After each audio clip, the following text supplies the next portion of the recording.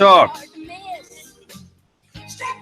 Today's show is being brought to you by Doc's Pharmacy, located on Robinson Road, by Master Sis, located at Village Road, by Nature's Gifts Fresh Roasted Peanuts, located Market Street South, by Sammy's Chicken, 5 locations to choose from, by First Choice Appraisals and Sales, by Frankie Campbell and the Southern Shores F&M Association, by Geneva Brass Seafood, located at Eden Street off Fountain Road, by LRD Construction, and by Banniston Purpose Election Dialogue Show.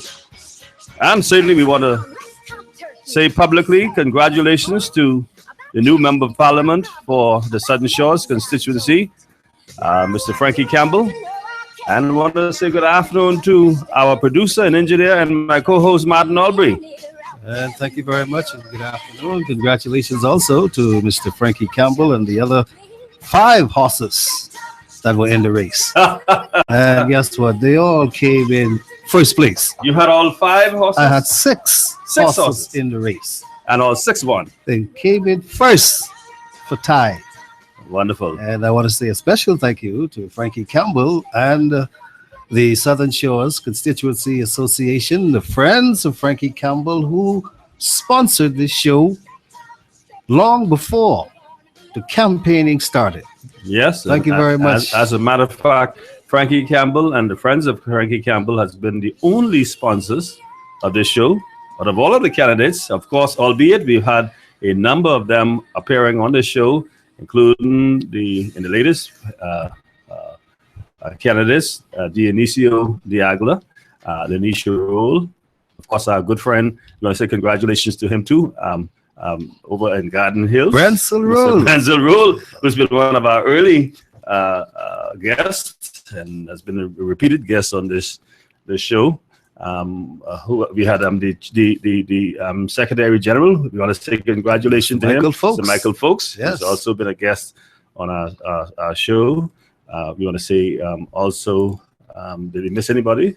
Well, you got 4. 4, okay. The other 2. I've never lost North Eleuthera. Mm-hmm.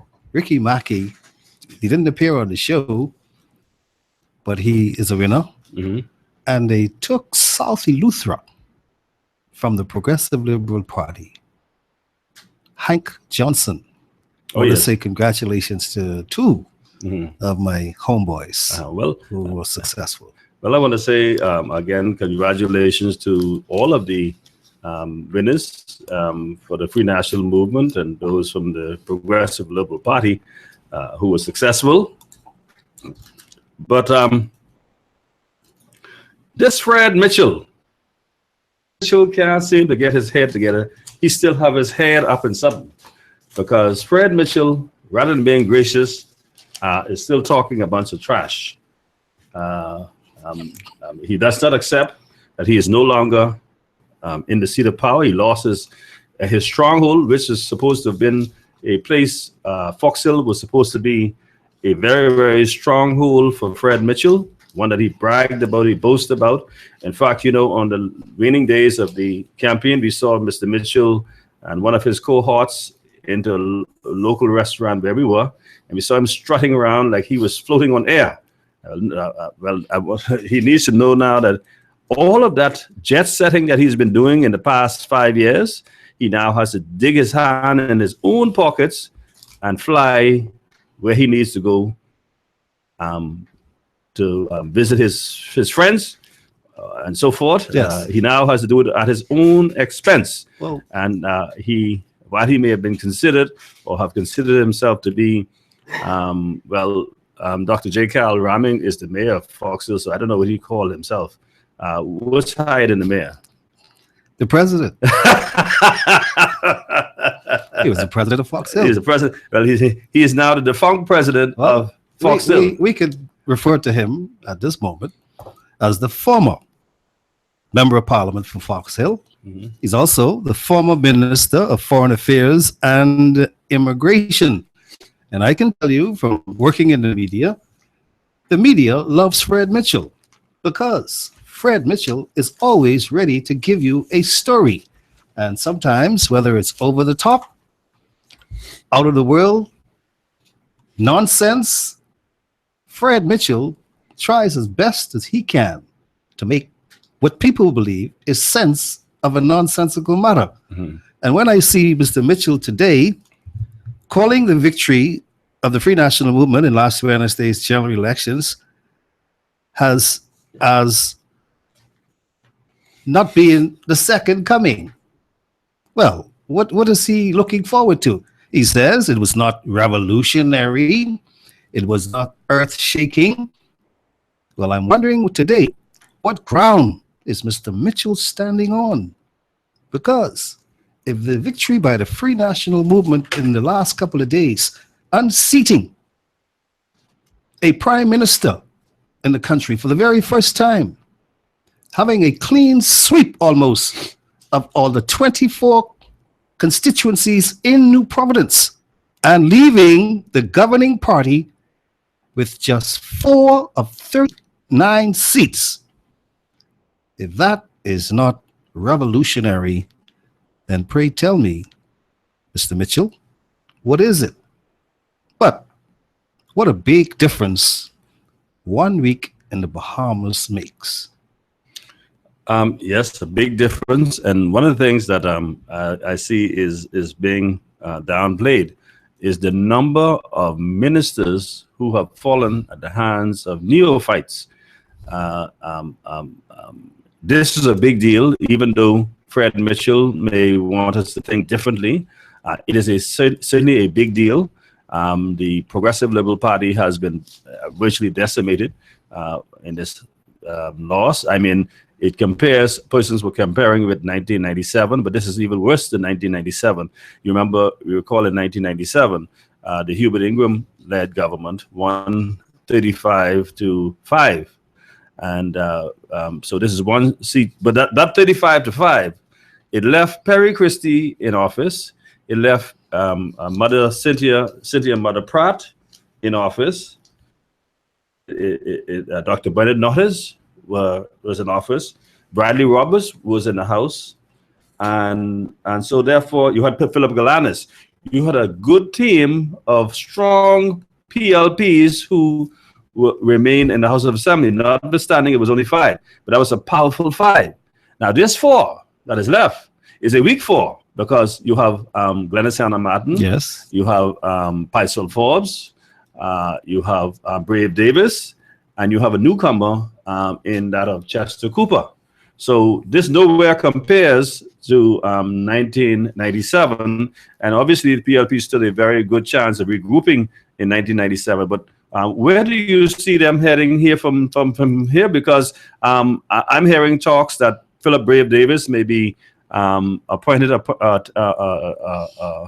interim leader of the Progressive Liberal Party. But I think the Bahamian people has grown tired of the old faces. That includes you too, Fred Mitchell. They're tired of the old faces. They want to see fresh, new people as they have been promising us, and they tried to fool us again, which it didn't work. I think Bahamian people caught on to that, and we made sure they understood where that was coming from, that was only a sham, to parading the new candidates to make people believe that they were going to put new faces in the forefront.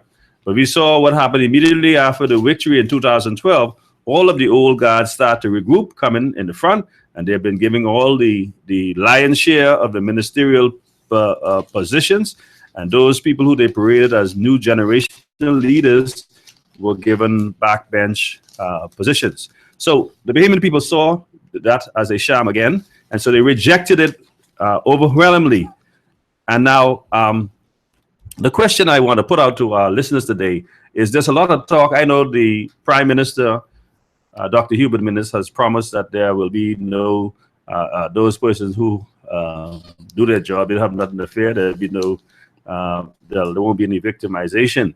But the fact of the matter is this: those people who are politically appointed, who have been politically appointed, should they be removed from office, knowing that their loyalty lies with the PLP? And could the leader, the Prime Minister and the newly formed government of the Free National Movement, could they rely on those persons to be professional and do their job? And that's something that we need to consider. While you will hear in the coming days a lot of people may be crying victimization, but if you have put yourself out on the line, like take for instance that man down at BIS, Mr. Colby, for instance. Yes. He has made no bones that he is PLP to the bone. And I could call some other names, but I mean, I just use it as an example. Okay. Where those persons have put themselves on the line. I guess some people down at NIB that I could also speak to as well, and some other ministries where they have run the place as if it was Farrington Road, Linden Pinland Center. So when you see those persons are being removed, do you support their cry of victimization, or have they already put themselves out on the limb to be in the position to be removed once the government change? Well, there are some positions, some political appointees who, in my view, do not have for someone in the Free National Movement to tell them that it's time to move on. They know who they are. They know how they came to be where they were and where they still are today. Some, I'm told, are still on contract. Even though some contracts have expired, they're still working day to day, hoping that the Free National Movement, in the words of the Prime Minister, Dr. Hubert Minnis, who said, and they are repeating it, that there will be no victimization. They are hanging on to that. And they are still on the job. But as I said, there are many who know how they got to be where they are in government ministries and departments, quasi-government corporations. They know who they are. They know how they came to be where they are. And they know they don't need anybody to tell them what to do. But they ain't going nowhere. They're going to wait till you fire them. Well, let's first of all look to the PLP's future, as you started out earlier. As Mr. Christie's exit, we are told, is being anticipated starting tonight. And you will recall and realize that after remaining out of public view since suffering that blistering defeat at the polls last week, Wednesday, former Prime Minister Perry Christie, we are told, is expected to announce his retirement from politics at a meeting of the Progressive Liberal Party's National General Council meeting. That's tonight. And we talked earlier that the PLP won only 4 of the 39 seats in the House of Assembly. And we also know by now that Mr. Christie was unable to hold on to Centerville, a seat for the past 43 years, for the past 4 decades. He lost that seat to the Free National Movement's candidate, Reese Chipman, by only 4 votes. And somebody told me just this morning that even though Mr. Chipman only won by 4 votes, Mr. Christie only needed 1 more than Mr. And he didn't get it. And the point is, the giant has been slayed. I had doubts that it could happen. But once I saw that B.J. Nottage was gone, O.B. Wilscombe got voted out, and others started falling, I said it wasn't out of the window that Mr. Christie can also fall. But as you talk about what the PLP will do next, well, they're going to have that meeting tonight. I'm not certain that they will have a postmortem on the results of the general election. They know what has happened. They have been defeated. And it's time to regroup.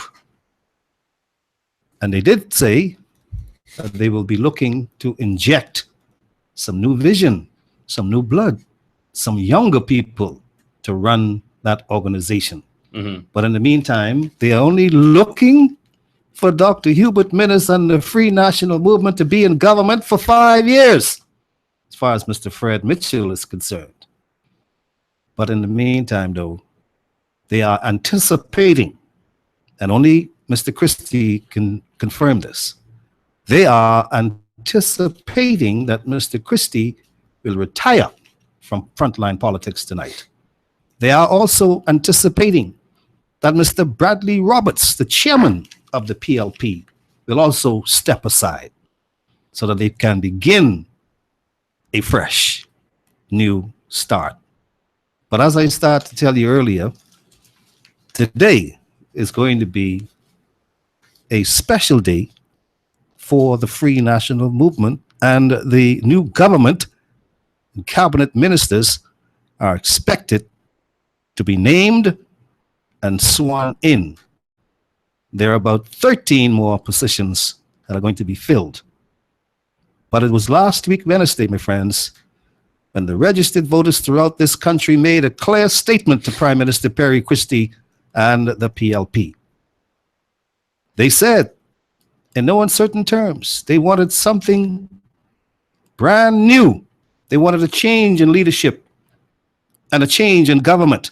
Mm-hmm. And they voted overwhelmingly for Dr. Hubert Minnis and the Free National Movement. And when the intense campaign was completed and the ballots were counted, only 4 PLPs remained standing. And after a close call, as we said earlier, Prime Minister Perry Christie was counted among the PLP casualties. And winning their seats for the PLP, Philip Brave Davis and Cat Island Rumkeys in Salvador, Glennis Hannah Martin, Engliston, Picewell Forbes in South Andros, Mangrove Key, and I, Chester Cooper in Exuma and Ragged Island. The FNM carted away the rest of the seats, 35, giving Dr. Minnis and this new administration a clear mandate to govern the country.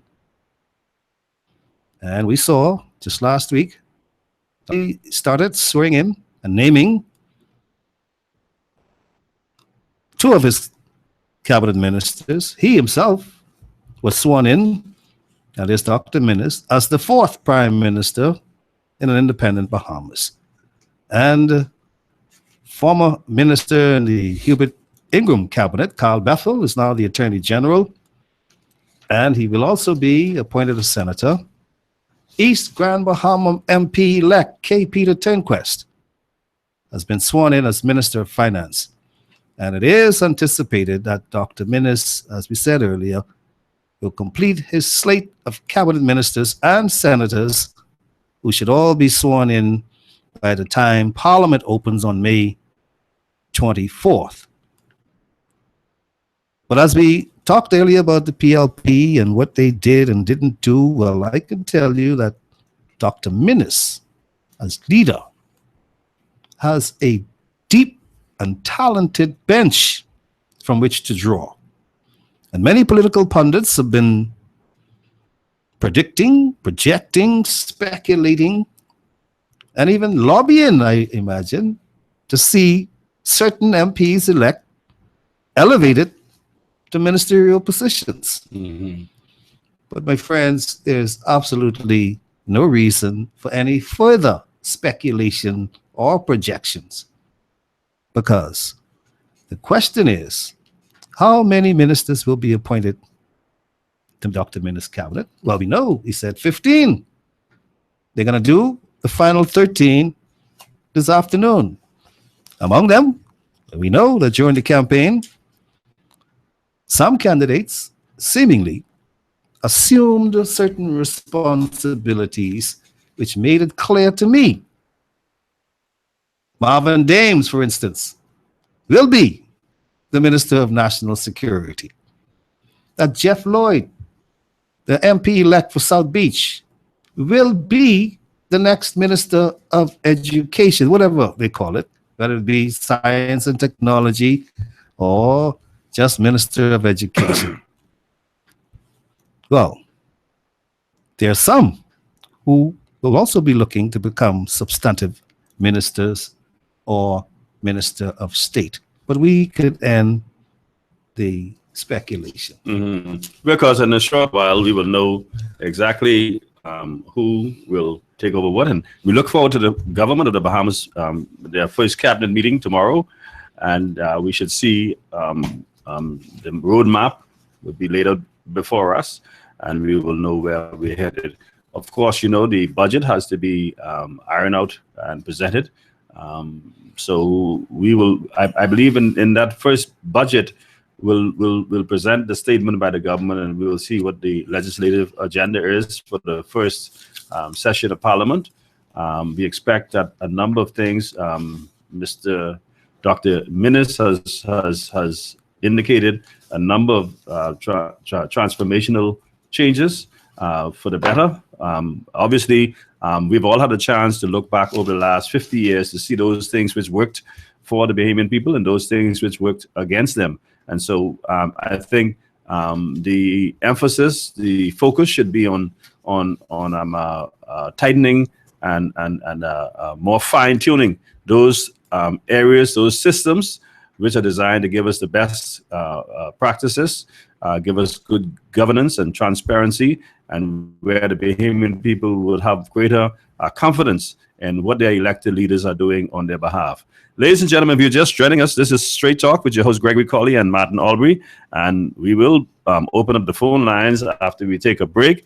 And to call us today to get involved in our conversation, the telephone numbers are 326-0271, 326-0271, 326-0272, 326-0272, or you can WhatsApp or text us at 552-7902. That's 552-7902. And also want to remind you, we are broadcasting live on Facebook. You can watch this live in the studio. And hey, if you go to Facebook, you'll look at how sharp Martin looks today. He's dressed up at Tune in. I am going to Government House. I need to see for myself. You have on all of his clothes today. Will be sworn in as ministers of the government. I need to see that for me. I don't need nobody to report that. No secondhand information. Absolutely not. And you know what? We had some rain today. Oh, those showers of blessings. Showers of blessings. It was too dry, and I was beginning to get allergies and getting these colds, and and is a cleansing, my friend. Yes. Somebody also told me today that the air is free. I don't know what they're trying to tell me, right? But even clearer. Excellent. Oh, my goodness. Ladies and gentlemen, this is Straight Talk. And once again, welcome to all our listeners out there. Especially those of you who are listening as far back as Acklands and Crooked Island. Greg Vitali Lucia. Yeah. Hello to all of you. I hope you're tuning in. This is Straight Talk. We're coming back after we hear from our sponsors.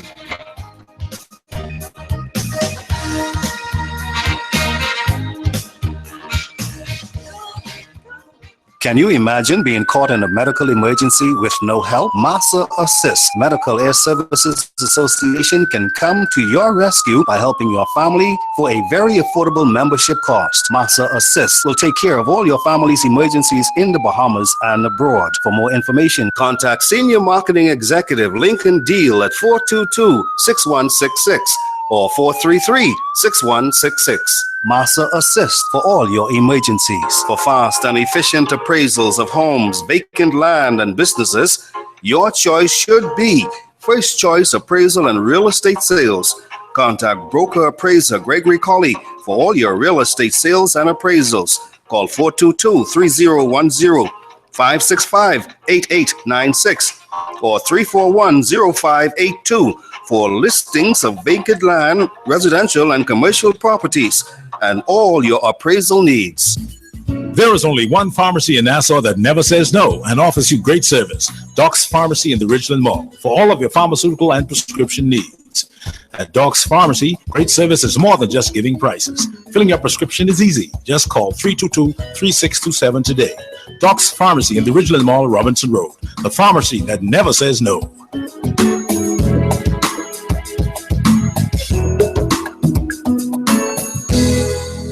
LRD Construction has a proven track record as a general building and construction company.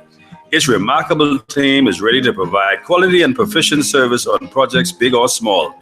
LRD Construction can handle large commercial sites, new homes, apartments, condominiums, townhouses, home improvements, renovations, additions, and alterations. Call LRD Construction at 327-3769 or 433-6166. West Winds, Love Beach. That's LRD Construction. The best tasting roasted peanuts in the whole wide world are Nature's Gifts Roasted Peanuts. Proprietor Derek Sims applies his personal touch by roasting peanuts to perfection. Get your peanuts in light, medium, and dark. Call 431-7710 to place your order. Nature's Gifts Roasted Peanuts on Market Street and Bacardi Road. Extra, extra, read all about it. Sammy's Chicken, $5.99 special. Sammy's Chicken does it again. For a limited time only, it's the $5.99 Thigh Snack Special. I tell you. Sammy's $5.99 Thigh Snack Special comes with a 12-ounce Coke, that included. See, I don't lie. For a limited time only, Sammy's Chicken, Robinson Road, Carmichael Road, East Street South, Farrington Road, and the newly reopened Prince Charles location. Sammy's Chicken. Want to reach your target audience? Advertise here at Global Radio 99.5. We hit the mark every time. This is Straight Talk with Remy Colley. Call in and participate at 326-0271 on Global Radio 99.5 FM.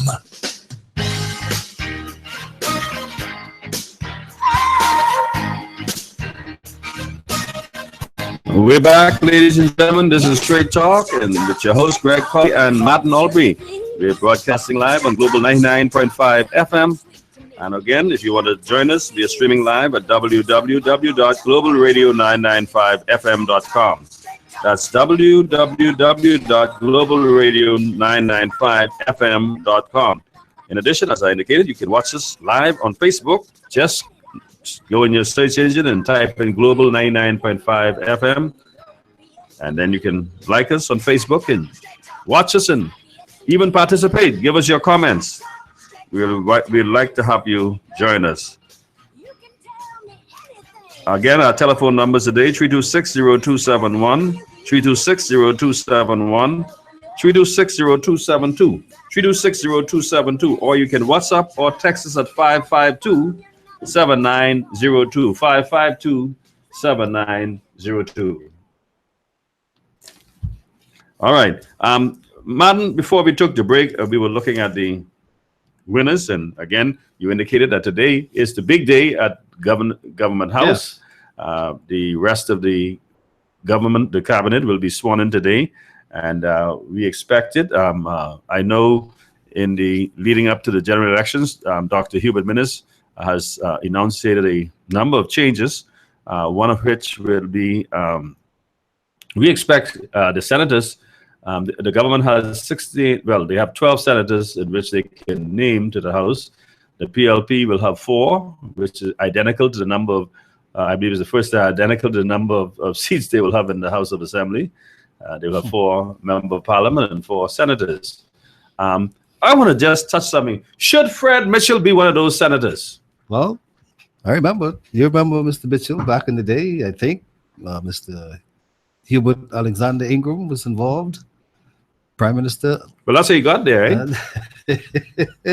And Mr. Perry Christie, I think he was in opposition. You remember these days? Yeah. When they were trying to determine whether Mr. Mitchell was an independent senator or was he a government-appointed senator? Was he a PLP? What was he? I don't think Mr. Mitchell should see or darken the door of the Senate once again. And if he I don't think so. If he does, I'm going to put this challenge on you. Will you all join me in presenting a petition to the Governor General not to appoint Fred Mitchell in that Senate? Let's go to the phone lines. Welcome to Straight Talk. Good afternoon. Wherever you on your run. Yes, sir.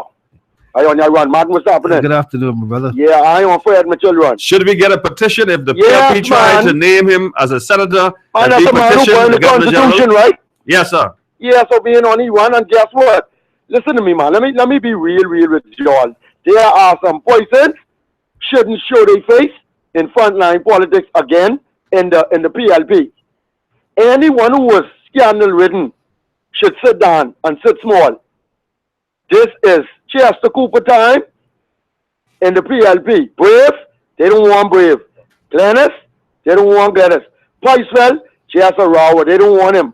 The best person to go with right now is a young, vibrant, smart person in the PLP. Because right now, the PLP could sit out another 2 elections according to my statistic, what Minutes going to do, they could be out for another 2 elections.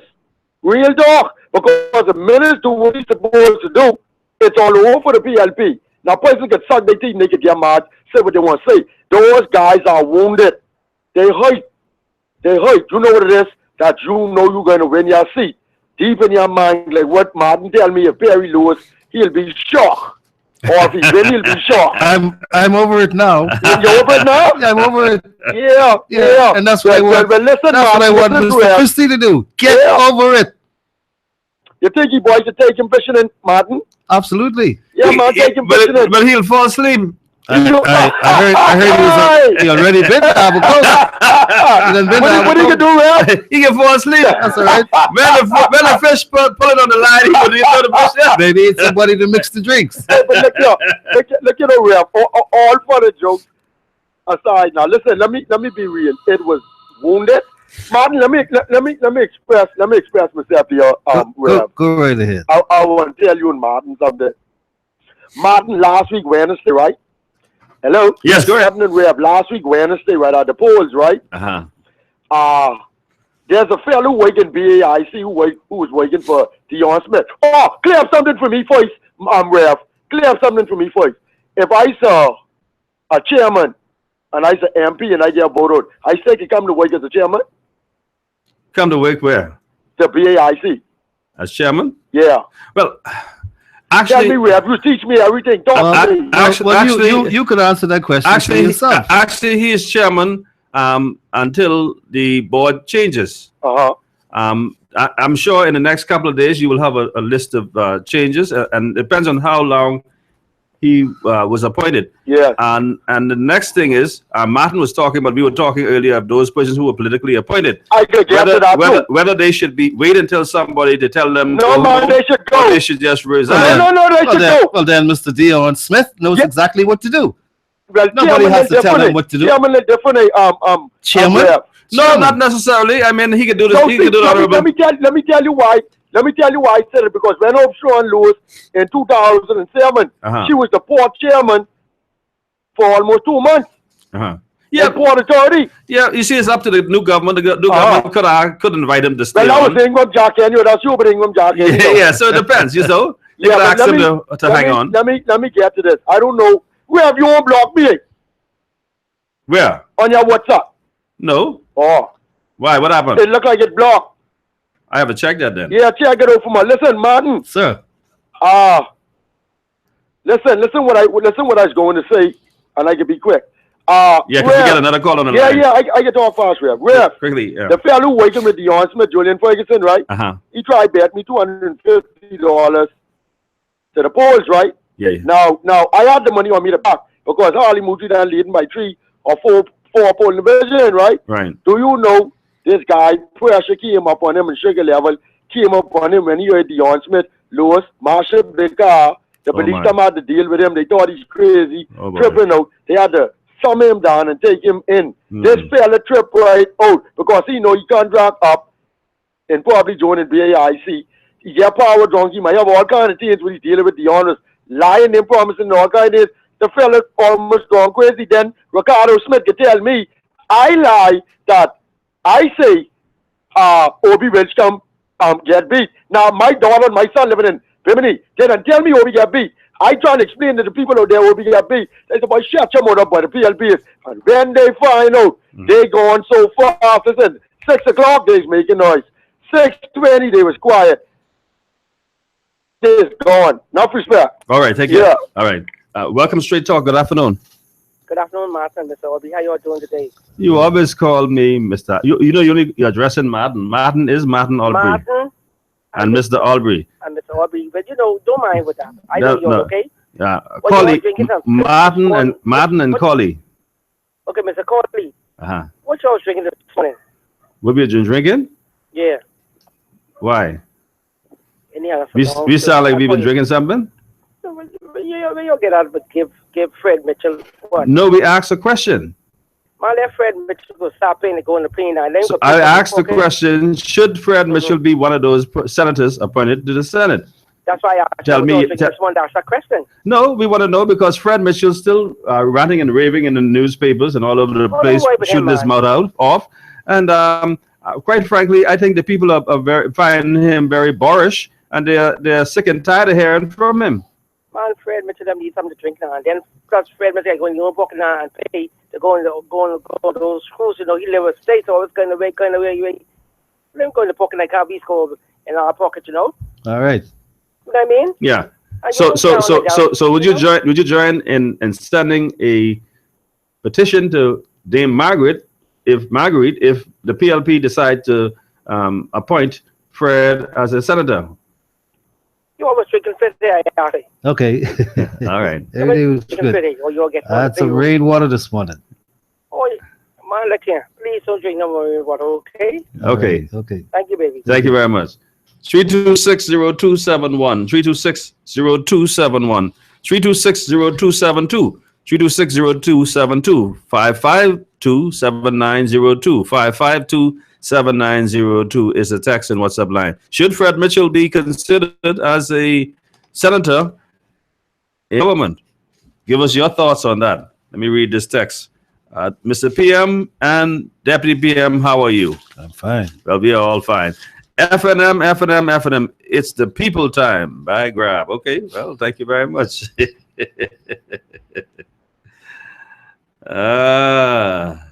Well, I see.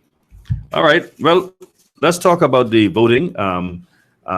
According to the official results released today from the parliament, and they still can't get it right because I see some wrong figures there.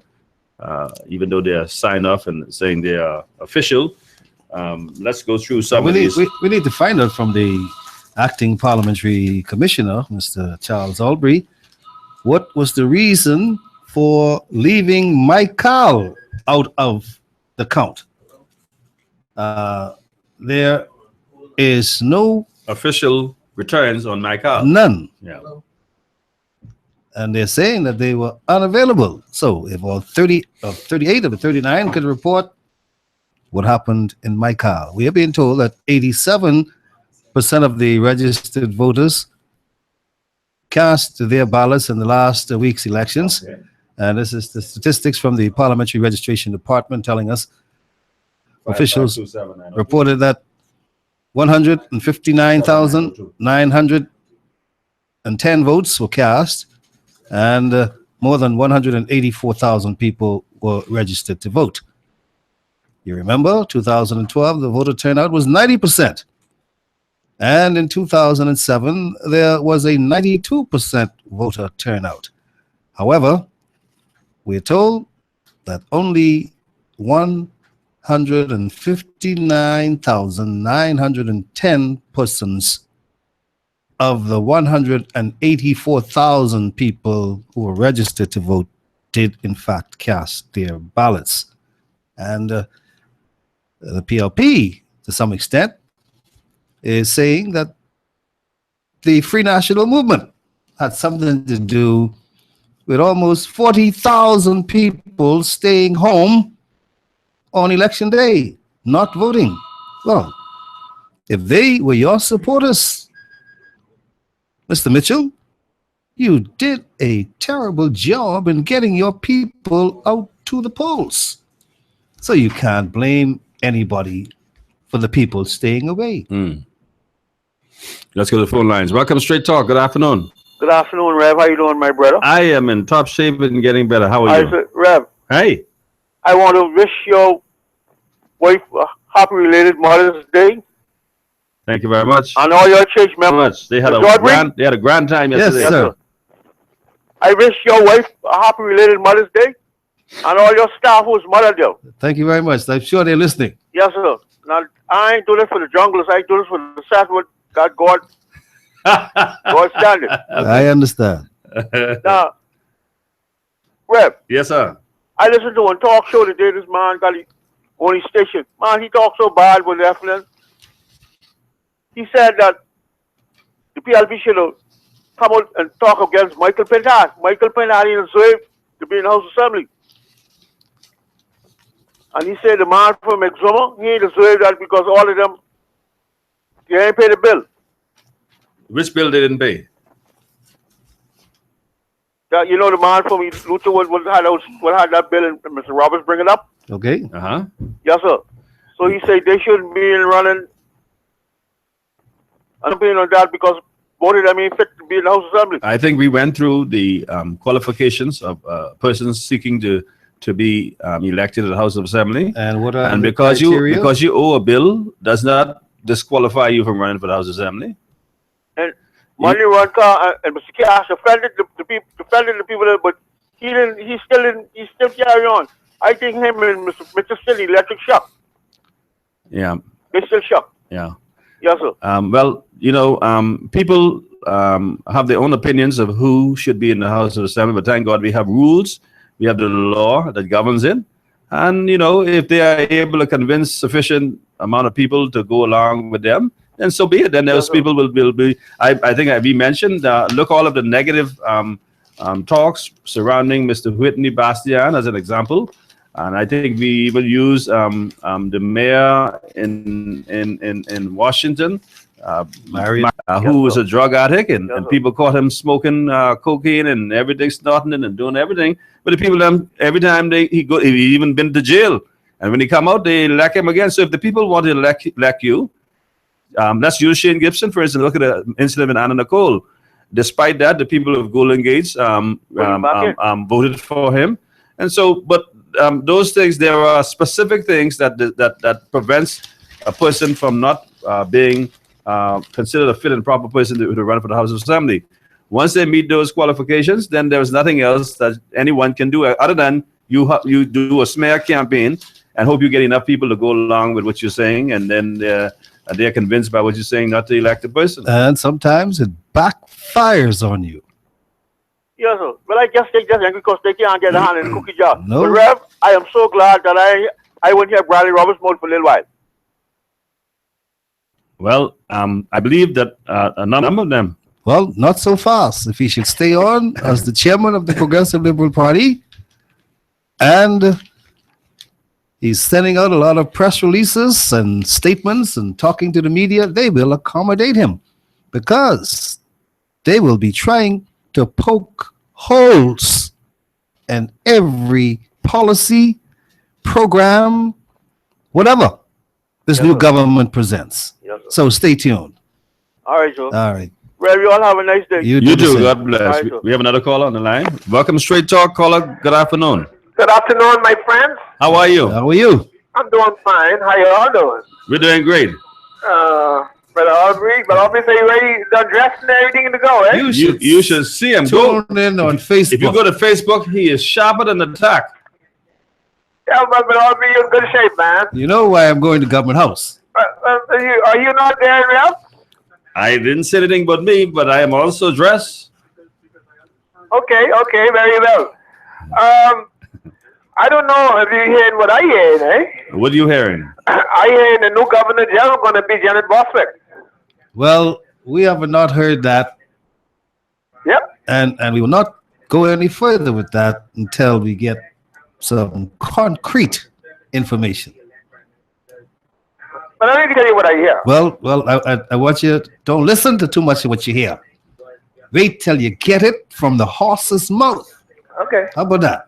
Okay, then. Yeah, all of that projection and speculation and all these things, let's cause your head to hate.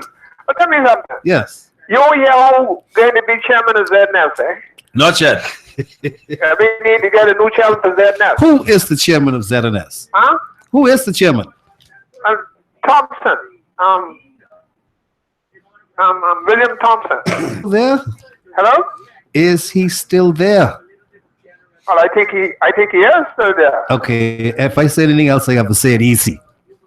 Yeah. Okay, all right, thank you very much. Well, that's Man Aubrey. Yeah, that's Matt Albury. But he needs. Should the PLP appoint Fred Mitchell back to the Senate?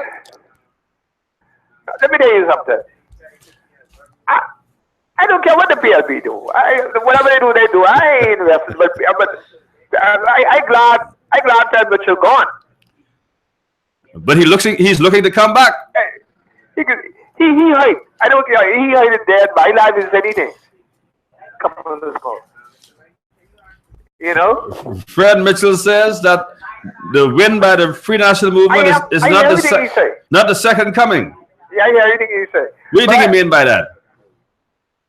I don't. Fred Mitchell say anything, man. I don't know what he up to. Okay. He loves this. He real hurt it, you know. And a woman beat him. All right. A woman beat him. Now, I could put in a plug for 1 mil. I want 1 mil go up there, big shaman at their nest. Okay. All right. Yeah. Thank you very much. Okay, my friend. Okay. Right. We have another call on the line. Welcome to Straight Talk. Good afternoon, caller. Is it still straight? It is. It will remain straight. Good. First time calling. Welcome. I followed your show on a regular basis, and I really admire the history that you guys bring. Thank you very much. You know, we've been Martin and I have been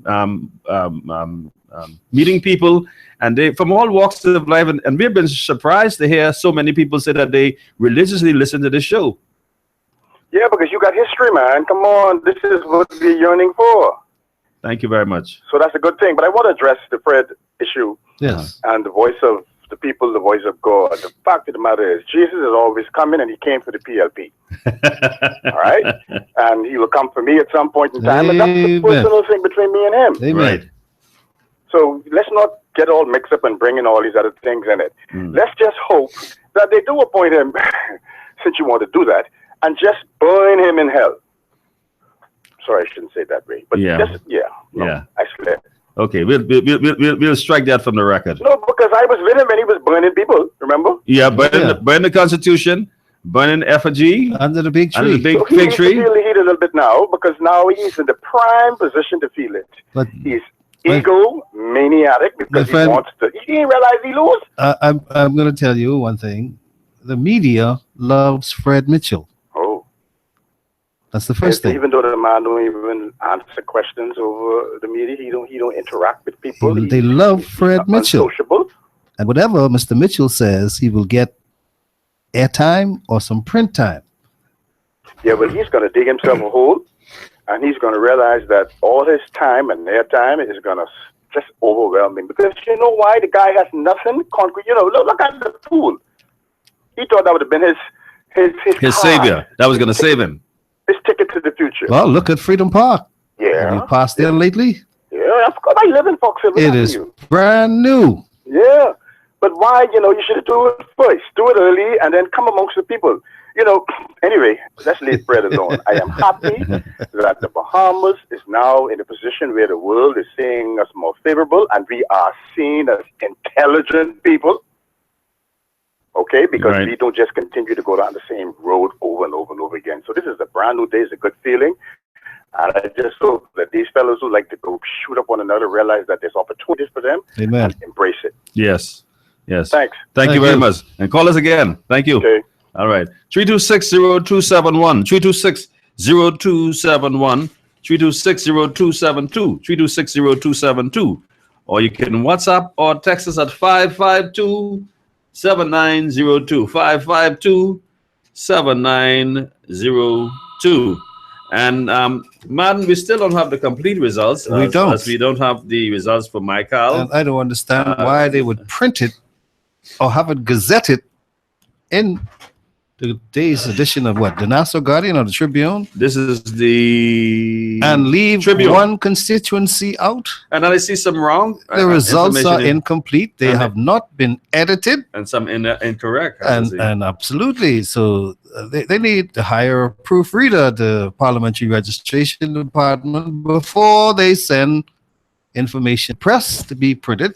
And the press needs to do due diligence. Right. Because those things are in a total mess. But let's take a call, and I can come back and point out the ones that I alluded to. Welcome to Straight Talk. Good afternoon. Good afternoon, Bishop. How are you? Pretty good. Tell Martin when he becomes chairman, take all that yellow off that nest, man. There's too much yellow when you see in the news. What is the color you want to put Put instead any of color yellow? besides the yellow. Okay, because the time that I spent up there, they changed the ZNS logo almost every time they had a government change. Well, you could change it this time again. No, I think it should stay blue. Blue. Oh, that's a good color. And then what you need to do is train Mitchell man to go by the pool. Let him be a lifeguard. All right. Good. We got to find out whether he can swim first. Oh, that's cool. Put on them swim folks. He got some swim folks. Because he put him there, he can't swim. Anybody need help, he can't help them. And he'll drown just like he got drowned up in Fox Hill. He's drowned again. He'll get drowned again, yeah. Good. Thank you. All right. I was talking about the results as is printed in the papers today. For instance, I'm looking at Freetown constituency, for instance, and it's the declaration of result of the poll. It says, notice is hereby given that on the taking of the poll in the above-mentioned election, which was contested, the following was elected as member of parliament for the above-mentioned constituency. And, of course, they have Vincent James Dionisio James Diagla as the winner, of course. That's correct. But when we go to the breakdown, right, we have Diagla Dionisio James, 2,389. And when I go below Diagla, we have Karen Davis with 1,379. Now, obviously, that's a misprint. It's incorrect. And so, therefore, it's erroneous. And they have Green Monroe only polling 160 votes. That's not what so we know that can't be right. And it's the official results told me earlier. You see? Yes. So let's go to the phone lines. Welcome to Straight Talk. Good afternoon. Reverend Fred Aubrey. Sir. The ZNS News, I think it was 1 o'clock, I think it was. They say all results are final. Everything is final. Yes. According, Well, that is true, but let me tell you what's final. Former Prime Minister Perry Christie lost his seat to F&M candidate Reese Chipman by 4 votes. 4 votes. That's final. That's final, yeah? The Free National Movement won 35 constituencies. The Progressive Liberal Party won 4. That's final. Nearly 32,000 votes separated the PLP from the F&M. The PLP secured 59,164. The F&M, 91,037. A difference of 31,973 votes. That is final. That's true. But there are some mistakes in the printing of the results. Yes. That's what we're talking about. Well, I haven't finished yet. The Democratic National Alliance received 7,537 votes. And the Free National Movement that's wrong. got 57% of the votes cast. Because if they're counting in the 1,379 that is true. And that, so you could subtract that from this. Okay. You still there? Yeah, I'm still here. All right. Okay, sir. All right. Okay, take care. Thank you very much. We have another caller on the line, and then we can take a break. Welcome to Straight Talk. Good afternoon. Martin, how you doing? This is the marathon man from Perry area. Man. How are you, sir? You saw the video? Gotta enlighten my. I can fax it to you in a minute. All right. I working hard. They do me in that area in this country, but things gonna turn around now. Thank you. Okay. Okay, I can send it to you now. All right, marathon man. Okay. Thank you. All right. We got to take a break. And when we come back, we're going to continue to accept your calls. I hear the phone lines ringing. If you can call us back, if you're not on our cell phone, you can hang on for us and we'll come right to you as soon as we come back from our break. This is Straight Talk with your host, Greg Colley and Martin Albury. And we will be right back after we hear from our sponsors.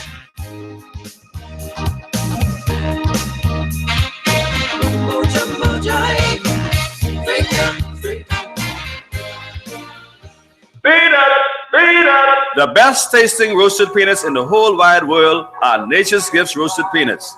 Proprietor Derek Sims applies his personal touch by roasting peanuts to perfection. Get your peanuts in light, medium, and dark. Call 431-7710 to place your order. Nature's Gifts Roasted Peanuts on Market Street and Bacardi Road. Extra, extra, read all about it. Sammy's chicken $5.99 special. Sammy's Chicken does it again. For a limited time only, it's the $5.99 thigh snack special. I tell you. Sammy's $5.99 thigh snack special comes with a 12-ounce Coke, that included. See, I don't lie. For a limited time only, Sammy's Chicken, Robinson Road, Carmichael Road, East Street South, Farrington Road, and the newly reopened Prince Charles location. Sammy's Chicken. LRD Construction has a proven track record as a general building and construction company. Its remarkable team is ready to provide quality and proficient service on projects big or small. LRD Construction can handle large commercial sites, new homes, apartments, condominiums, townhouses, renovations, additions, and alterations. Call LRD Construction at 327-3769 or 433-6166.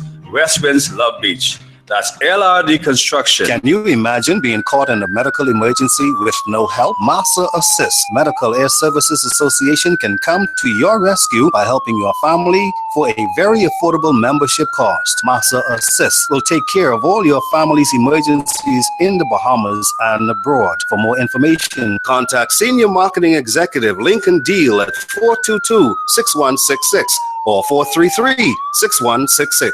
Massa Assist for all your emergencies. For fast and efficient appraisals of homes, vacant land, and businesses, your choice should be First Choice Appraisal and Real Estate Sales. Contact broker appraiser Gregory Colley for all your real estate sales and appraisals. Call 422-3010, 565-8896, or 341-0582 for listings of vacant land, residential and commercial properties, and all your appraisal needs. There is only one pharmacy in Nassau that never says no and offers you great service. Doc's Pharmacy in the Ridgeland Mall for all of your pharmaceutical and prescription needs. At Doc's Pharmacy, great service is more than just giving prices. Filling your prescription is easy. Just call 322-3627 today. Doc's Pharmacy in the Ridgeland Mall, Robinson Road. The pharmacy that never says no.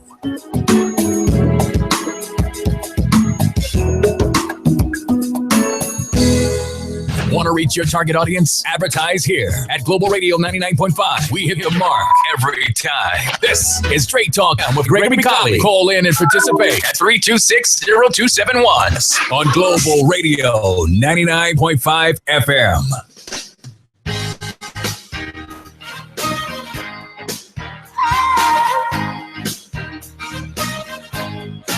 Welcome back, ladies and gentlemen. This is your host, Greg Colley, along with my co-host, Martin Albury, and this is Straight Talk. I want to welcome you. If you're just joining us, this is Global 99.5 FM, and we are going through a number of our issues today. I started to point out some of the results that has been released today. At least one I pointed to. I think there's another one I'm going to refer to. But Martin, we take your point that there should have been some proofreader to make sure that once you publish these things, these are correct. Oh yeah, because to send it to be published. Yeah, it's ready. Yeah, and we don't have the complete results because we don't have Michael in here, and so there's another one that I had pointed out. Oh, I want to go to Mangrove Key in South Andros. You and I had this discussion when we were coming. I said Pice Forbes again is the recipient of the seat as a result of splitting the votes. Mm-hmm. You remember the last time he got there, as Whitney Bastian was the factor to pull some of the votes so that he was able to slip through with the simple majority. Well, again, he was able to, Miss Farrington, Austin Farrington, Charmaine Marie Austin Farrington got 273 votes. If you add Zendel Forbes and her votes, they would come up to 993 votes versus Picewell's 849. Okay, so Picewell slips through again. Let's go to the phone lines. Welcome to Straight Talk. Good afternoon. Good afternoon. Am I on? You are on, sir. I trust both of you are well. We are doing great. How are you? I'm doing fine, I just called to congratulate the newly elected government, to pledge that I shall hold them up in my prayer and I will encourage my family to do the same thing. I think the task before them is a challenging one, and I believe as a citizen, we are all in the same boat. Yes. And if the boat goes down, God help us all. You know, speaking about boat, I made reference to that on a number of occasions here on this show.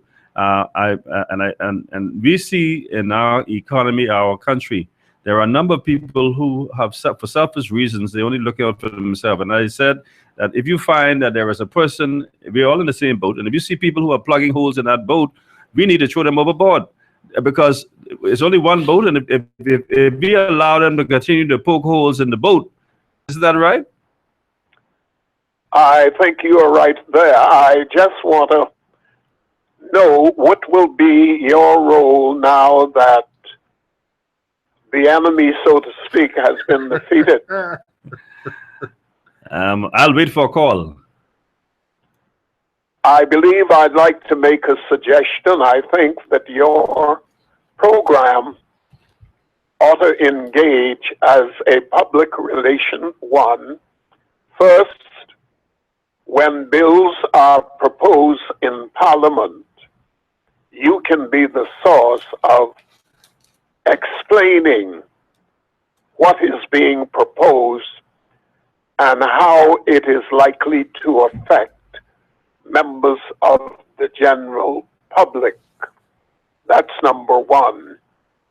I think the government needs an agency they have that is still programmed into the outgoing government. I'd just like to make that suggestion. If you all are bold enough to make application in that regard.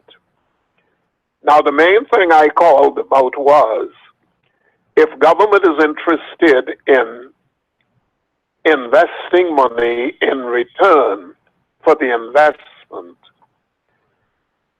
building that new city in North Andros by clearing down a considerable amount of land, dividing it into sizable lots, selling it at cost or minimum profit, and encouraging private investment into building affordable homes for Bahamian to rent, to own.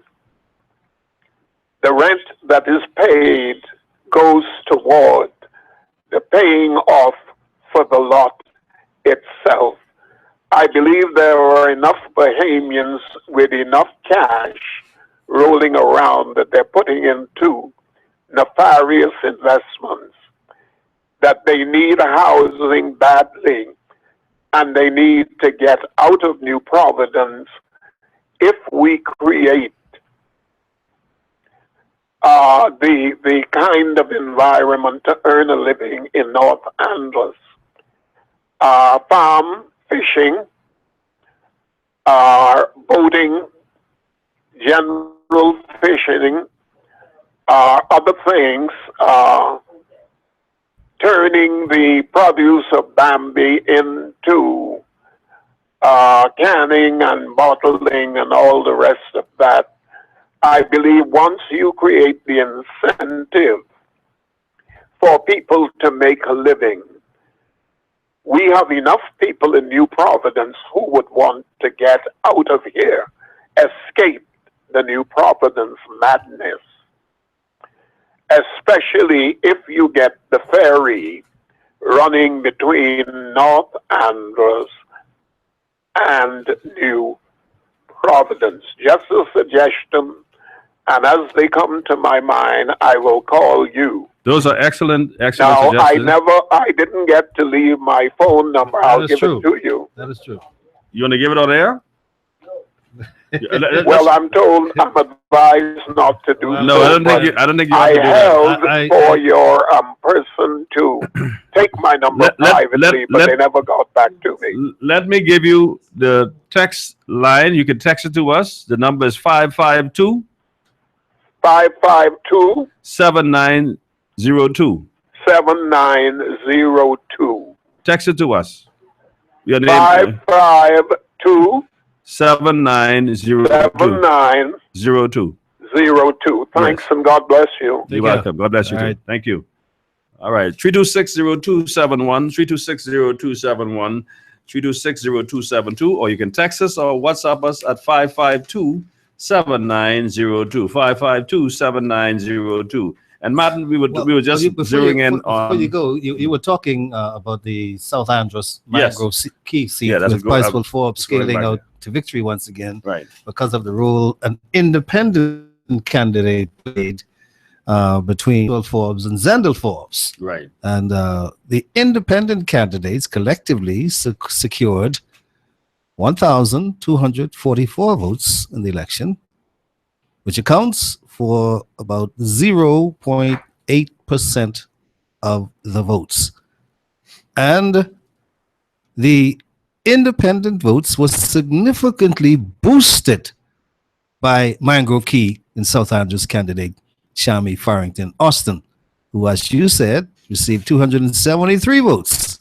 Right. So she was the highest as far as the independent candidates in gaining votes outside of the Democratic National Alliance candidates.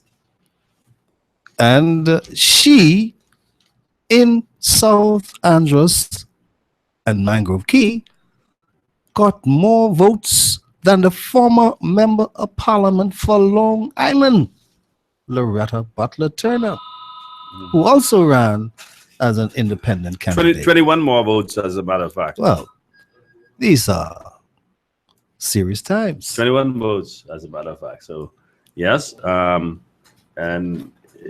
we have another call online. Let's go to the phone lines. Welcome to Straight Talk. Good afternoon. Yes, good afternoon, gentlemen. Mr. Collier and Aubrey. Sir. Yes, I have a question that I specifically want to ask. Pastor Collier, this phenomena of so many gospel ministers, pastors, and etc., being elected to Parliament, and in one swoop. This is. What are some of your thoughts on that? I just want to hear you talk about that, please. What specifically you want to get my opinion on? Well, I mean, how do you see it? How positive is it?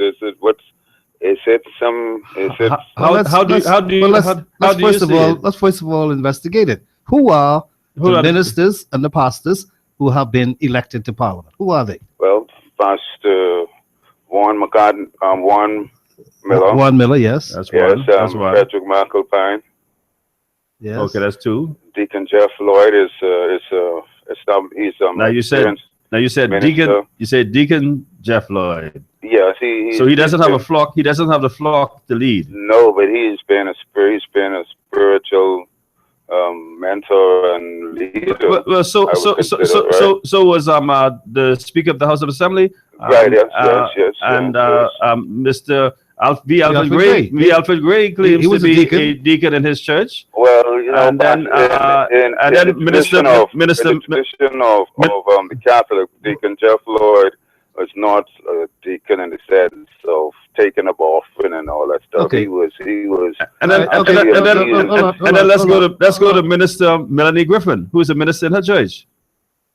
Well, that's true. But I think. And then I could go on. I could go on with some more. There was no, except for the pastors, there was no new ground broken there. So I'm yes, trying to. Lanisha Roll, okay. She is a pastor. She's a minister. Pastor. She's not a pastor. She's not a pastor. Darren Henfield. Okay. Down Enfield in North Aberco. Yes, okay. Anybody else? Well, not that comes direct to mind, but I think there's one more or so. You know, Yes. but I think. So you don't think it's anything No. out of the ordinary? He was waiting for you to complete your list. Well, like I said, I don't know. Well, those are the ones that I recognize. Okay. I mean, I identify right off the top. Those 5 persons. Hello. Yeah, go ahead. Yeah, those 5 persons, and I don't think it's ever been in that fashion. Okay. Well, you could be right in terms of the number of them, but like I said, I mentioned a few ministers and deacons who serve under the PLP, so there's no new grounds there. In fact, the former deputy prime minister is a pastor. He is a men's ministry director at BFM. I know of that. Yeah. So Halson Mutri he's a minister at BFM. I think. If I may get the first stab at this, I believe then that all of these persons serving in their various positions in the religious community augurs well for the morality of the next parliament. Yes. They also the integrity. Absolutely. That is where I'm headed.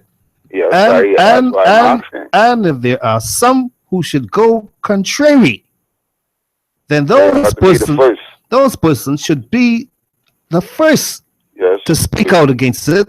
Thank you. And to call for corrective measure. Thank you. I'll listen to my pastor. Now, first of all, let me just say this to you.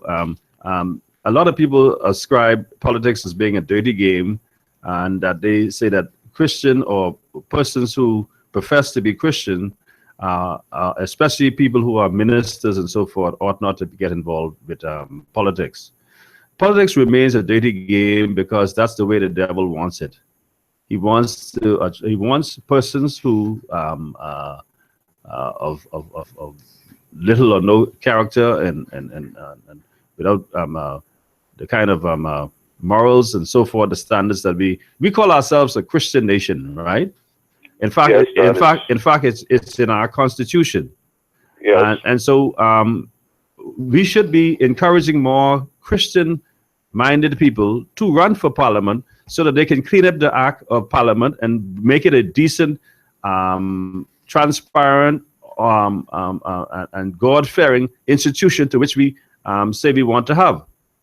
That being said, the question as to whether a pastor, there are some people who have a view that say that pastors who are called out should not allow themselves to be involved to the extent of being members of parliament. Well, that's their view. Everybody entitled to their view. Yes, I agree. But I believe it augurs well for our parliament if we have people who profess Christ as their Lord. So we expect that their dealings with mankind, with fellow human beings, will be Christ-like. Yes. And so they will be. But you know what the scripture says, right? When the wicked rule, the people are not cared for. The people are mistreated and ill-served. Yes. So these people, these persons, and being not only those who are profile Christian leaders or Christian representatives, but we have just about everyone in the government who, when you look at their profile, you see them being very, very connected to their various churches. Mm. So I see that as the righteous really dominating in the governance of the nation. Well, now the other thing is, some people have a view that if you serve in God, the Word of God says you cannot have two masters. And, yes, and that's true, but that don't apply in what we're discussing, because people can take scriptures out of context and just reason. So, but that's just some of my comment there. And because if I serve under a political party, certainly the prime minister, if I'm in the governing party, or whether there's the leader of the opposition I'm serving there, that the leader of the opposition, nor the prime minister, can never be my master. If I'm a Christian, there was only one master I have, Lord and Master I have. And when they go to Parliament, and when there is a clash between the two, I know where I have to go. Yes. And it doesn't matter whether I will lose my job if I'm going to stand up for my religious belief. I believe we had an example. The late Carlton Francis was faced with a similar situation with the gambling. Well, he decided that he was going to with his convictions. He's going with his conviction. It ended up costing him his political career and so forth. But you have to stand and righteousness and stand for justice. Gentlemen, just so as to not take up all the time. The idea that caller prior to me, I think, talked about the North Andros development, creating a new city. Creating a city that is perfect, ideal. That is. I really want to see that happen. I want to see an international airport in that area of the nation, of the country, and a city rise up that can pull. Say maybe a quarter of this population from New Providence, but it has to be, there's so much dynamics in it. But I believe that is the direction we must go in this present time, not the future. I'm talking about this very present time. Well, I'll tell you, a good start is developing a community college. They have BAM City already. Colleges spur development in urban cities. So university city sort of. Absolutely. Okay. And everything could be built around it. Yeah, let's advocate for that, man. I think it's worth. And then if we have the sea transportation link, commuting between New Providence and Andros daily. Yeah, 15 minutes, 30 minutes. All right. And this is you have people work in Manhattan who live in New Jersey. Right. Yes. And so we see this is no rocket science. I know people who commute to work 2.5 hours each way. Yes. To and from work. Mm-hmm. Okay. Yes. Okay, gentlemen. Thank you very much. Yeah, man. All right, we have another call on the line. Welcome, Straight Talk. Good afternoon. Good afternoon, Martin and Bishop Colley. Good afternoon to you. Good. On a lighter note, I would like to eulogize our former Prime Minister, if I may. Go ahead, do the eulogy. Yeah, with paraphrase lyrics from Teddy Pendergrass. It goes that we know you're no beginner. Your back's been to the wall. You're a tried and true politician who's seen and done it all. When you shuffle into our lives, suddenly we knew your declared dreams and aspirations attracted us to you. In your time, you've lived and learned so much. Through each high and low, you let your heart be touched. In your time, there wasn't much you missed. You've seen leaders come and go, with teachable moments to remiss. Heaven knows, you've never been tranced like this in your time. True, arguably, we still admire you. I wish you were able to sing it, man. Beautiful. Those are powerful lyrics. Thank you. Wonderful. In your time. Yeah, I know that. See, the Bahamian people, they did what they had to do. Amen. They took a position. They remind us what Martin Luther King reminded us. He says that there comes a time when one must take position. A position that is neither popular, politic, or safe.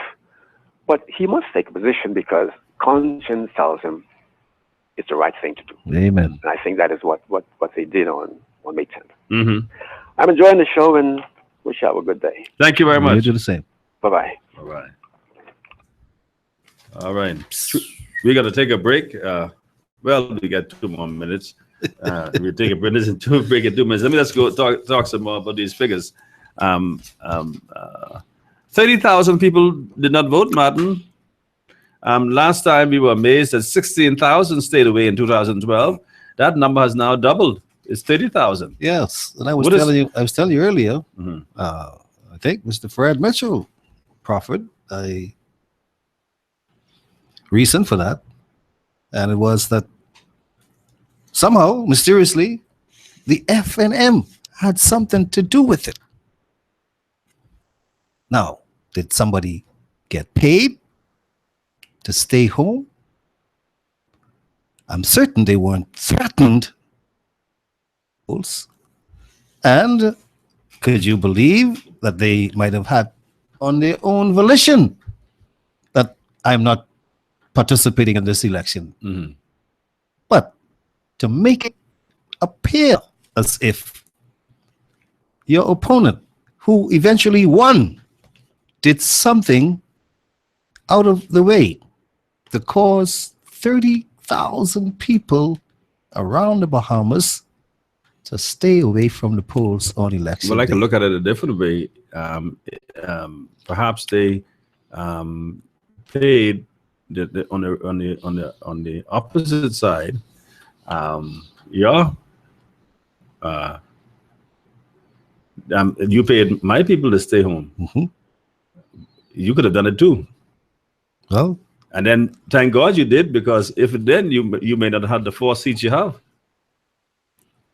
Like I say, isn't that possible? It's possible that they will have a postmortem tonight, but I don't think they will be concentrating too much on the numbers. And they're trying to determine outside of this 7 o'clock meeting this evening. Just like you can suggest, they're trying to determine. Just like you can suggest that I paid to pay your people to stay home, you may have paid some of my people to stay home. Where did the money go to cause people to come to the polls? Who had that? I don't think at all. I mean, we are trying to make Bahamian people believe like they only you got to get their money. Something. Got to get something to vote. I think the Bahamian people were just genuinely tired of the PLP. They were tired of their arrogance. They're tired of the you know how much questions were put to the PLP and they answered none. Well, I can tell you. You know how many questions on the agenda paper of the last House of Assembly sitting? There were over 2 unanswered questions on the agenda. Yeah. So the Honorable House of Assembly. Who do these people think they are? That they could just do as they feel like, not answer the people questions, and not be accountable to the people, and believe that you need money in order to get rid of them. The people, look at this, say, I give you this one free. There was a song saying that the FNM would play. I'm tired of PLP. They never do nothing for me. The people simply were disgusted. They were tired of people like Fred Mitchell, who never answered. He goes on a radio talk show, and you can't call him. You can't answer no question. He's not. You're not. Who are you? You can't answer me. You can't ask me no question. I'm going to tell you. I'm always talking down to you. People get tired of people talking down to them. They're not being accountable. So, let's get rid of this notion where I hear people say, bring the evidence where you find. If you say they've been given money, give the evidence. Bring the evidence. Show where the money was given. Ain't nobody offer me no money. Did anybody offer you any money? Absolutely not a penny. Now, there may be some people who may have gotten something. I'm sure somebody may have. Other than that, I see people sitting around and hanging around some headquarters drinking. We saw several young men. I mean, it's terrible. It's criminal. The way how they keep giving these young men liquor. They get drunk. They don't know day from night. When they wake up, they go back there to drink more liquor again. I'll tell you another thing. Here's something Mr. Fred Mitchell had to say today.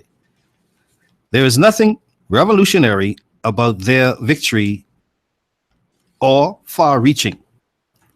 They were able to manipulate a population suffering from the ill effects of the economic recession, which was never overcome, and the turn of clever phrases plus the money of foreign interests to accomplish what they have, and the failure of the PLP to correct the problem. Now, That should be the first underlying. That is reason. the most powerful That statement that he's made. Yeah, that should be that's the underlying one The there. failure of the Progressive Liberal Party to address and correct most or all of the problems that the country was facing that they said they were going to deal with immediately. What about the manipulation in their campaign slogan in 2012? We believe in Bahamians. Has Bahamians benefited from that slogan? Bahamians remembered. Huh? They did not forget. They remembered.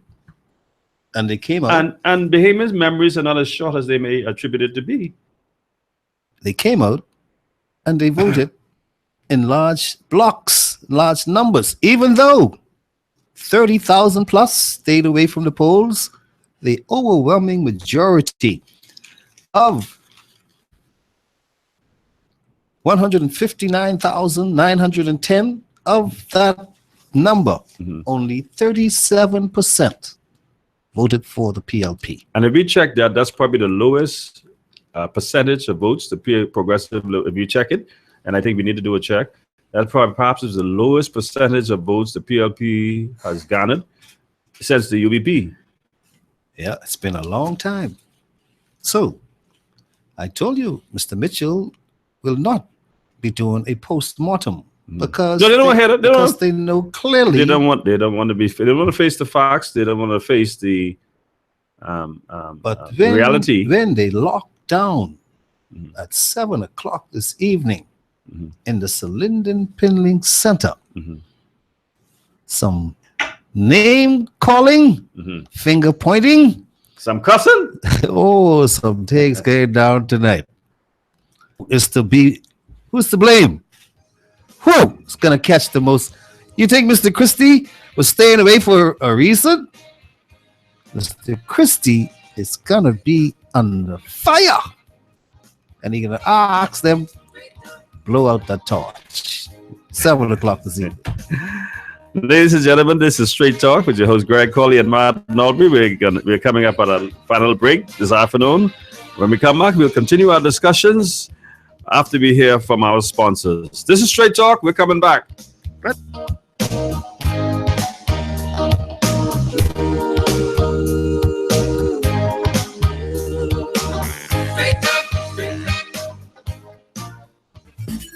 There is only one pharmacy in Nassau that never says no and offers you great service. Doc's Pharmacy in the Ridgeland Mall for all of your pharmaceutical and prescription needs. At Doc's Pharmacy, great service is more than just giving prices. Filling your prescription is easy. 3627 today.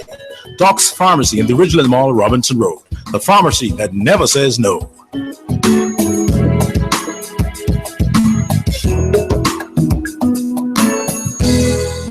For fast and efficient appraisals of homes, vacant land, and businesses, your choice should be First Choice Appraisal and Real Estate Sales. Contact broker appraiser Gregory Colley for all your real estate sales and appraisals.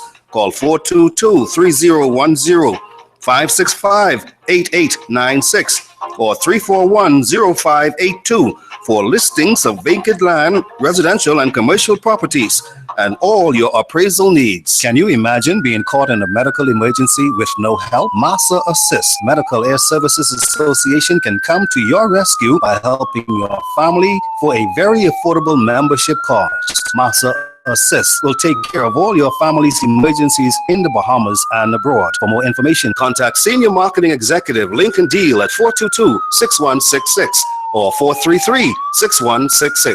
Massa Assist for all your emergencies. LRD Construction has a proven track record as a general building and construction company. Its remarkable team is ready to provide quality and proficient service on projects big or small. LRD Construction can handle large commercial sites, new homes, apartments, condominiums, townhouses, home improvements, renovations, additions, and alterations. Call LRD Construction at 327-3769 or 433-6166. West Winds, Love Beach. That's LRD Construction. Peanut! The best tasting roasted peanuts in the whole wide world are Nature's Gifts Roasted Peanuts. Proprietor Derek Sims applies his personal touch by roasting peanuts to perfection. Get your peanuts in light, medium, and dark. Call 431-7710 to place your order. Nature's Gifts Roasted Peanuts on Market Street and Bacardi Road. Want to reach your target audience? Advertise here at Global Radio 99.5. We hit the mark every time. This is Straight Talk with Gregory Colley. Call in and participate at 326-0271 on Global Radio 99.5 FM.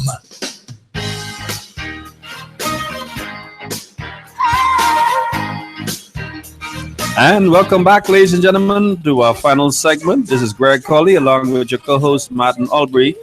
If you're just joining us, we want to say welcome. This is Straight Talk. Let me read a couple of texts before you get this. This one says, Perry Christie will go with a greater legacy than Mr. Ingram and Mr. Pindling put together. Because as a captain, he never left the ship. He went down with it. Good man. Well, let's see this next one. It says here, let's put it up. Fred Mitchell talking out of his head. He still don't know what hit him. It was his arrogance along with the others. Tell Mitchell to get lost. All right. Thank you so much. Again, we're asking you, should Fred Mitchell be appointed a senator in the new Parliament? That person says he should get lost. Well, what do you think?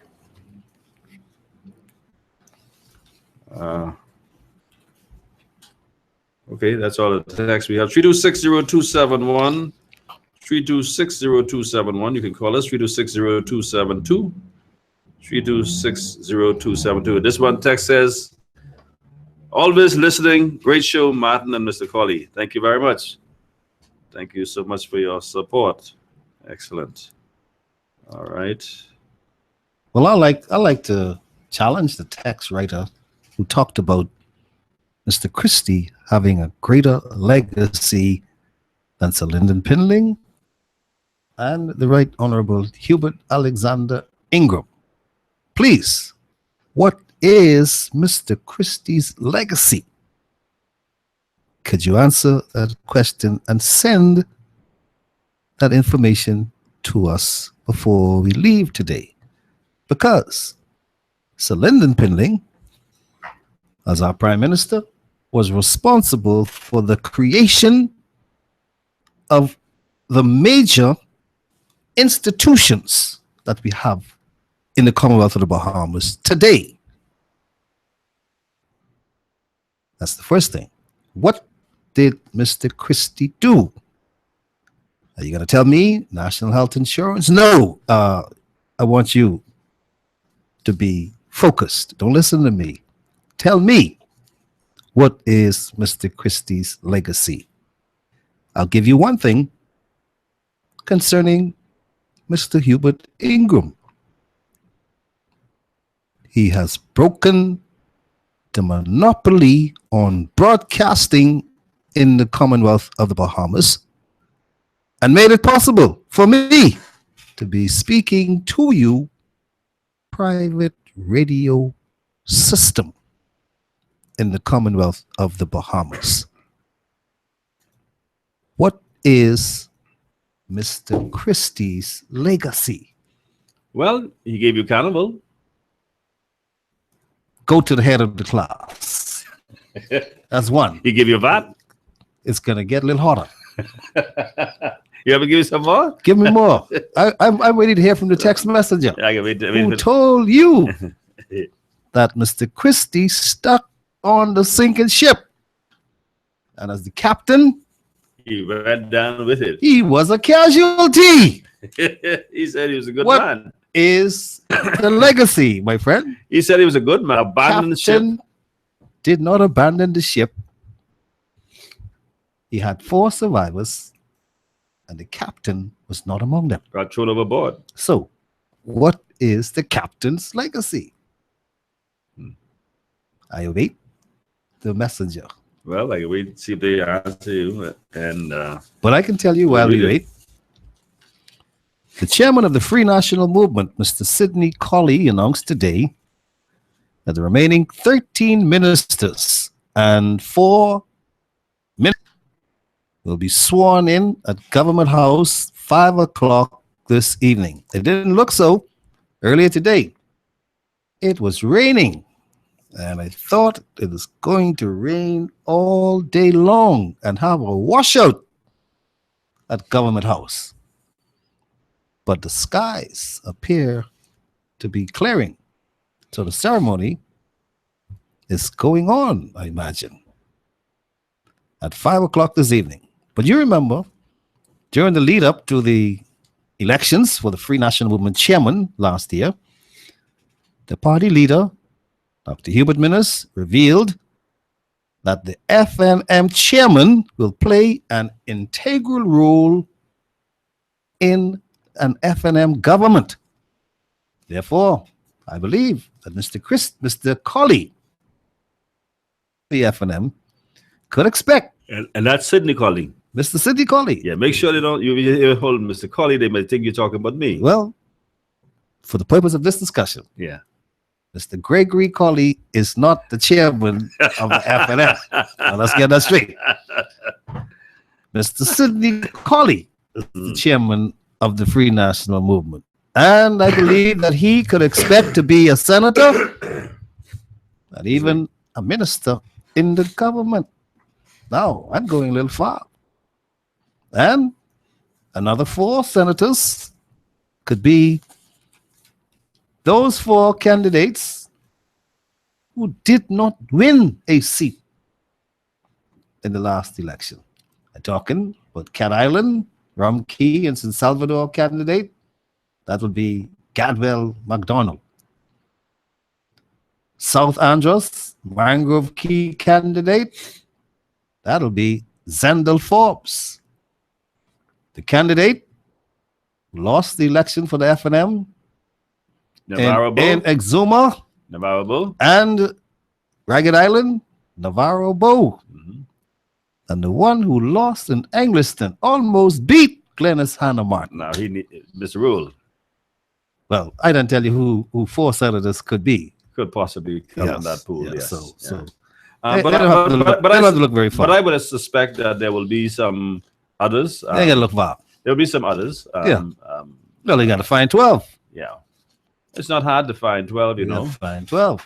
I just gave him 4 with a large majority. Of course, you would have as much as 3 ministers could come from out of the Senate. You already had one, as is the Minister for Justice and Attorney General. That's already one filled. So you have 3 more. You have 13 more. I'm sorry, I beg your pardon. 11 more to go, and I believe by the end of the day, you will know. Have some idea who. Well, I'm certain Dr. Hubert Minnis, the leader, Prime Minister of the country today, and his team know that they have 38 jobs they have to find. They got 38. Well, Dr. Minnis is a waking man. He's the Prime Minister. You got to find 38 more jobs for those candidates who either won or lost. The majority of them are winners. And I'm not just talking about to the victor gain the spoils. This is not what I'm talking about. I'm talking about finding things for these people to do to become contributors. Governance. To make sure this country is placed on the right footing.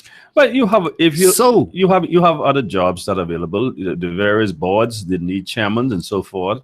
There will be vacancies to be filled, and I think everybody should not expect to be participating as a senator or as a minister. Well, these 38 would not be senators. Four of them could be senators. 4 of them, yeah. But I mean the others who are on the outside looking in. I think there are sufficient positions to be shared around to be filled. But those ones who are not ministers, they're the ones who are the 38, you're looking at the 35, because you're not all of them. You only have 17, so you will have 18 of them who will not be ministers. I find it's something for 38 to do. And so they have to be occupied. Absolutely. Otherwise, there could be, the backbench is a breeding ground for mischievous activity. For dissension. Yeah. So Dr. Minnis has a challenge. Mr. Christie, in both of his administration, almost put everybody in who were elected as a minister. Mr. Hubert Ingram took everybody. Yeah, and Mr. Hubert Keep Ingram, everybody happy. Yeah, Mr. Hubert Ingram also had a similar challenge. He also expanded the cabinet to try to keep everybody happy. But some people are not going to be. But one thing he implemented was the rotation system. Okay. Which after 2 years he moved them around, and some who were performing he gave other ministries to, so forth like that. And this Mr. Dr. Minnis may have to implement something similar in order to because he got a deep bench. Yeah, got a talented bench. So the cream will always rise to the top, and so you have to utilize them to see what their capabilities are, where their heart lie, and do his best to. But he's going to need lots of prayers, the nation, and patience, because a lot of things need to be resolved. And we look at the things that have been promised. We have a country which has a $7 billion debt. And $7 billion is not a little bit of money for a country this size. And when we're paying off $300,000 to $400,000 a month, is it? Yes, and in interest payment. And our annual budget is what, $1 billion plus dollars a year? Or is that a year? 300,000 a year. Yeah. When you're paying that kind of money, you know what you could do with $300 million in your economy to create jobs, to create opportunities. And when you're paying it out on interest, it's just disappearing. It's gone. Yeah, and so you cannot afford to be paying out that kind of money and expect that your economy will grow, or that you will be able to conversely create opportunities to expand and to employ your people. And so our debt is too high. So we have and I think Deputy Prime Minister, Minister of Finance, Peter Turnquist, said that's one of the first challenges he has to work at is reducing the debt. How do you reduce the debt? All of these, what you see, the policies of the Progressive Liberal Party has been to expand the debt, increase the debt by creating false employment. And then borrowing. And when you borrow on top of that, does it make it even worse? So we have to deal with the challenge of unemployment. I said that first thing challenge, you got to find ways to create employment. But I think with the change of government and the covenants and also with the investors looking at the resolve of the Bahamian people to make this kind of decision, I think the confidence level in investing in the Bahamas ought to have shot right up. And so whoever's in charge of industry and trade and investments are going to have a tall task in trying to convince investors, private investors.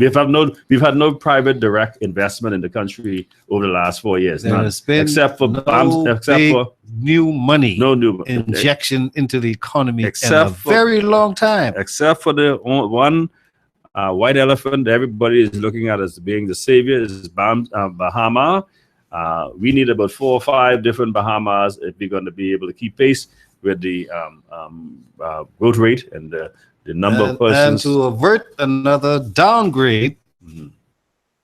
Yeah. And devaluation of our dollar. So the new government has to get to work. So it's a very tall order that this government has. And so it's going to require patience, but Dr. Minnis and his new government are going to have to come clean with the Bahamian people. And as I made mention of the quote that I used from Vladimir Putin, is sometimes you have to give your people bitter medicine. It's not all the time you got to give them sweet talk and sweet thing. In fact, they prefer you tell them the truth.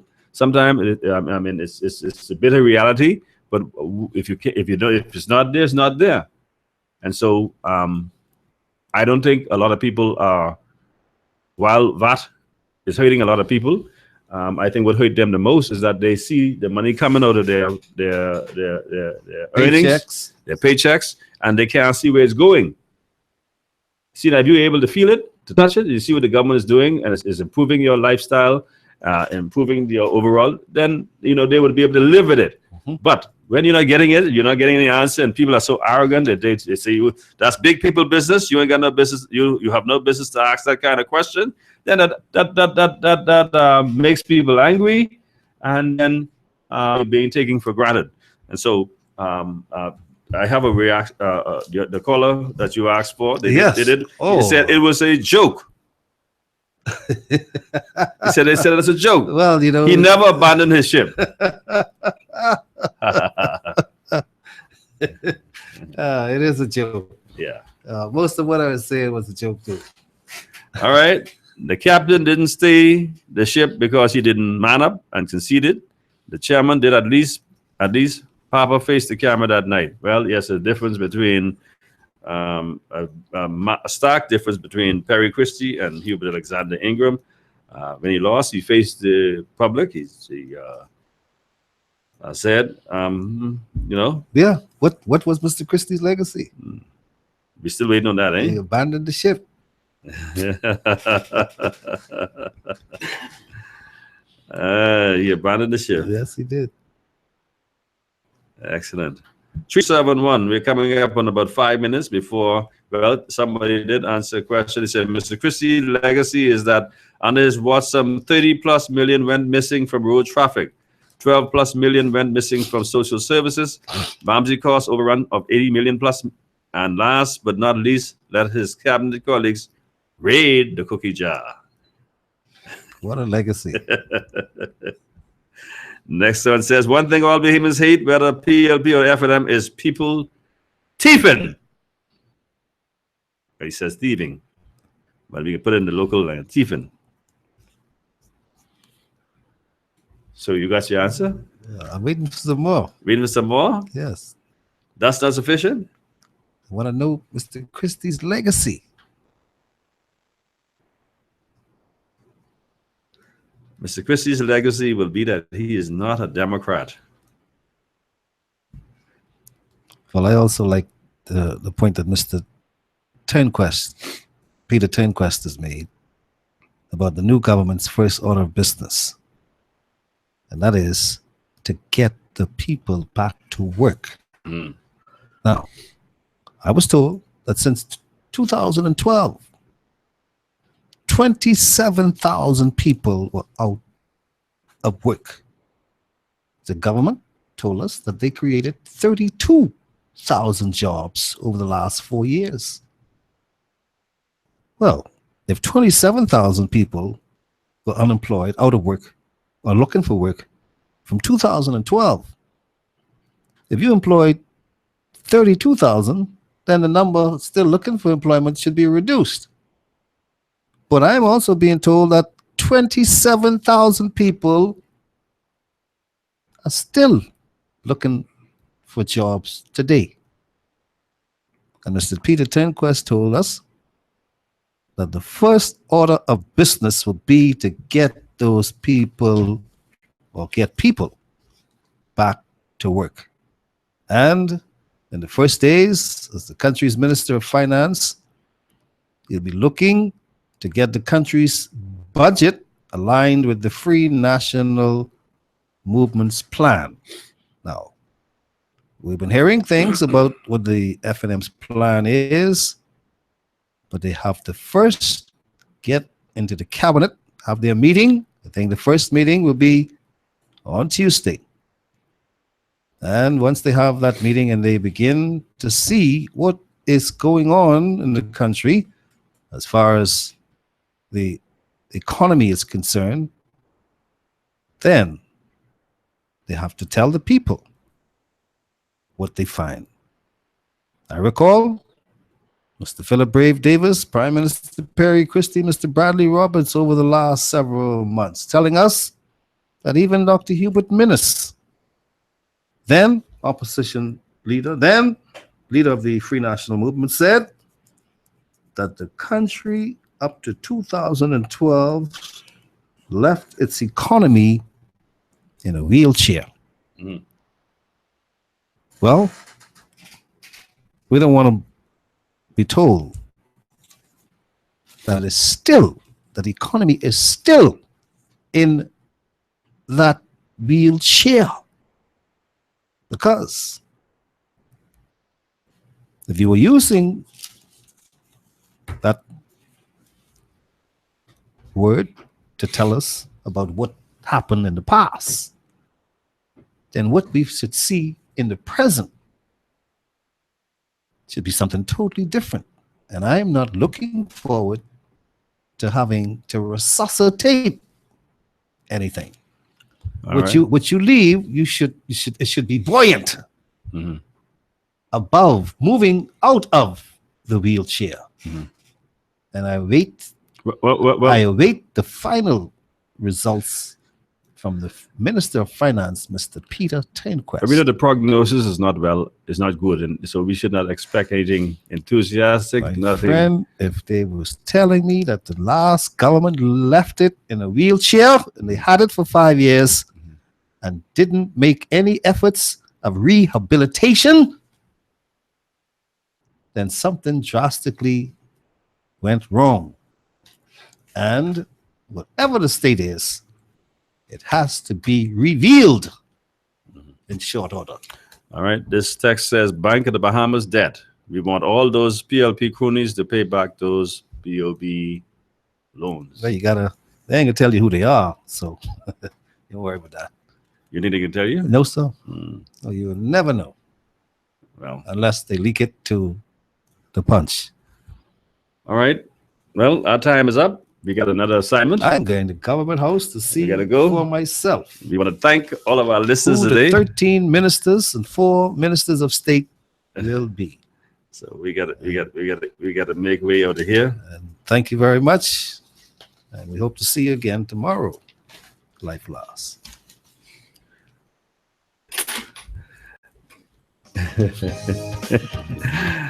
Ladies and gentlemen, we want to thank you for participating in our show today.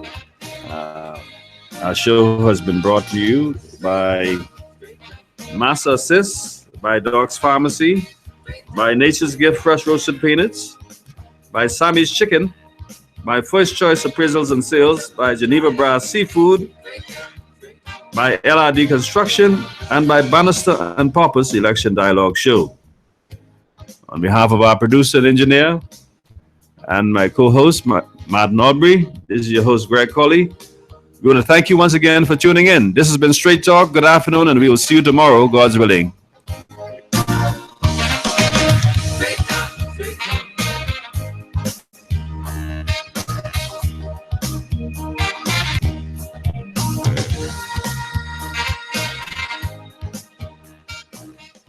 Global 99.5 FM reminds our listeners that the views and opinions expressed on this show are those of the